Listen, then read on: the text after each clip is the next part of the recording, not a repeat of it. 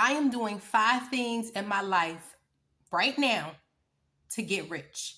5 realistic things that I'm doing in my life to get rich.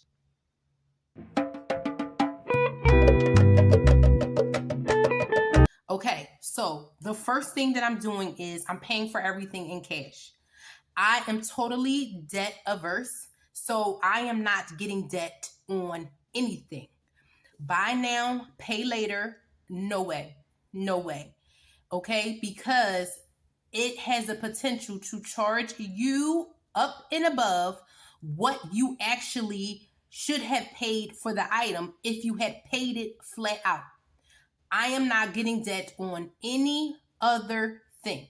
I recently moved to a new home and I had to get debt in order to get to pay for the house, right? So I have a mortgage, so to speak, but that is literally the only thing that I have debt on. Anything else, I am staying away from debt. Credit cards, yes, I use credit cards, but I pay them every month in full. Student loans, I'm done with that. I paid those off in November of 2020. So I paid those off. I am definitely not getting another car loan. And I'm going to say I pray that I don't have to get another car loan because I definitely need a car in the area in which I live. I cannot walk, and public transportation is very limited. So I need a car. And the goal is to pay flat out for all of my cars in cash, right? And so the goal is to have a savings fund, which I currently have a savings fund for my car, where I currently just stash money there so that when it's time for me to purchase another car, I could buy it in cash, right? And I'm totally only using the money that I have saved specifically for the car, which means I'm not getting a car loan in order to cover the difference for the car that I want. I'm getting the car that I can afford based on the money that I have in my car fund. Now, you ask, how am I saving enough to pay flat out for this car? Because I paid for my car several years early. So I believe I had a 5 or 6 year loan on my car. I can't remember, but I know that I paid my car off within 3 years. So after paying that car off, I started taking the amount of money that I was paying for that car note and putting it aside, putting it aside, putting it aside. I never spent it. So I never spent that that bill money, so to speak, that I was originally paying for that car loan. I put it aside in something that I call my car fund, and I have been doing it ever since. So my car is about 14 years old. So I have been doing that for about 11 years now. And so that money that I have in that fund, I'm going to take and pay for a car flat out. I'm going to buy what I can afford with that money and no more. Okay? So I'm paying for every single thing in cash. If I can't get it in cash, then I'm not going to buy it. I am not going to buy it. And in terms of the mortgage that I have now, it's definitely not going to take me 30 years to pay off my house. Yes, I have a 30-year mortgage, but it's not going to take me 30 years to pay off my house. I have been challenging myself to at least pay an extra $250 on my mortgage, but some months is way more. When I get 3 paychecks in a month, I'm paying way above that. $1,250 if I get an extra check. That's what I find myself putting on top of the principal of my mortgage. And we all have those months where we get 3 paychecks. So the question becomes, what are you doing with that extra paycheck that month, right? Are you socking it away to build your emergency fund? Are you using it to pay down debt?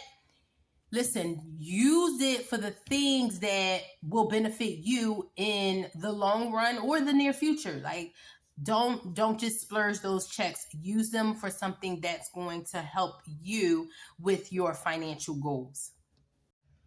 Okay, and my number two is actually something that I just spoke about, so I'm not going to go that much in depth about it. It was paying down my house. The goal is to pay off my house so that I have no expenses except for taxes, insurances, and utilities, right? Those are the only expenses that I want in my life. Not want, but I know that I can't get around those. So taxes, insurances, and utilities. Those are only expenses that I want to pay. So the goal is to get rid of every single debt that I have, and I have done that except for this mortgage that I'm currently paying on. Right? I told you how I am attempting to pay above and beyond my mortgage payment each month, and that is the goal, to do that. Especially when I get windfalls, I'm definitely putting it on my mortgage because that is my next big financial goal. Because imagine if I had no mortgage. Imagine if you had no more. Imagine if you had no payments at all. What would you be able to do with your life? You wouldn't have to spend your life showing up at a place that you don't want to go to every day. You would not have to be bogged down by those Sunday scaries, so people call them, right? You would be able to live your life so much freer if you didn't have expenses, or if your expenses were very low. And so that is what I am trying to do for myself right now, because it is my goal to be retired. The real goal was 45. It's looking like 50 right now. But listen, I have a goal in mind and I will ultimately reach that goal. And so pay down my house. I'm paying down my house. I am paying down my house, right? Now, the third thing that I'm doing in order to get rich is I'm investing. I have seen so much growth in terms of my money. Listen, where I was 4 years ago when I started investing compared to where I am now is such a big difference that is just truly, truly amazing. I made a video and I'll link it at the end of this video about how I grew my money by 56 or $58,000 in 1 year. And that's simply from, yes, I was putting money into the stock market, but most of that was growth, right? So much of that was growth. My money just growing by leaps and bounds based on the growth of the stock market. And so you don't understand what investing can do for you. And so I am going to be doing that. I encourage people to do that. And I'm talking about stock market investing. Yes, I'm pretty sure that you can invest in other things. I know people have made money in real estate. People have made money in crypto. Those things are really not my thing, even though I do have a tiny bit of crypto. Listen, investing is important. It's really important to be able to invest your money so that it can grow over time. Now, I'm not saying that it is a quick fix, and I'm not saying that once you start investing, you're going to be rich overnight, but it has done wonders for growing my money. To go from saving money in a savings account to go to investing money and seeing it grow in the stock market, I'm gonna tell you, there's no comparison, not a single one. So if I would do it again, I would have started investing 20 years ago, and I would probably be retired by now. But listen, that's okay. We live and we learn. We live and we learn. Number 4 is I'm making sure that I am appropriately insured. How am I making sure that I'm appropriately insured? I'm making sure that I have car insurance, because if I get into some type of accident, I want to make sure that there is somebody else paying for that and not me, so that I don't have to go into my emergency fund. I don't have to go into my investments to get money out to pay for things, right? So I'm making sure that I am appropriately insured in my medical, because if, God forbid, I get sick or something happens in terms of an emergency, I want to make sure that that is being covered. I want to just be able to pay my deductible and that's it. I want to move on with my life. I don't want to have these medical bills in my life sticking around forever and ever and ever, so that I'll have to keep shelling out money in that way. I don't want to do that. I want to make sure that my home is insured, so that if anything happens inside of my home, I will have some type of coverage for somebody to help me pay it off. That way, again, I do not have to find myself going into my emergency fund, into my investments in order to pay for these things. So to make sure that you're appropriately insured in all of the ways that make sense for you is truly important. You don't want to have to come out of your pocket with these large payments if you don't have to.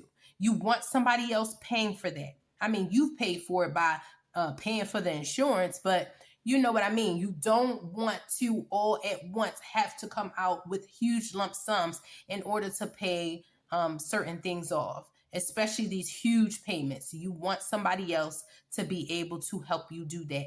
So I always make sure that I am insured. Okay, so number 5 is important, because without number 5, I would not be able to do 1, 2, 3, or 4. Number 5, I make sure that I budget and that I live beneath my means. If there is no margin, if you don't have any money left over after you've paid your expenses, then you are done for. You can forget about it. Don't worry about doing anything else if you don't have any money left over after you've paid your expenses for the month. Because after you paid your expenses for the month, you're not going to have no money left over to invest. You're not going to have any money to pay for everything in cash. You're going to have to use debt on certain things. The goal is to live beneath your means so that you have money left over to do the things that really matter to you financially. It's important. Also, with my money that I have left over, I'm attempting to build a business at this time. I'm investing for my kids. Like, I am doing much with the money that I have left over after I pay my expenses. I already told you that I was paying extra on my mortgage. I couldn't do that if I was so tight that all I had the money to pay for were my expenses. I wouldn't be able to do it. So it's important that you have money left over, okay? So what are you doing to get rich? I would like to hear that down in the comments. Please do not forget to like, share, and subscribe.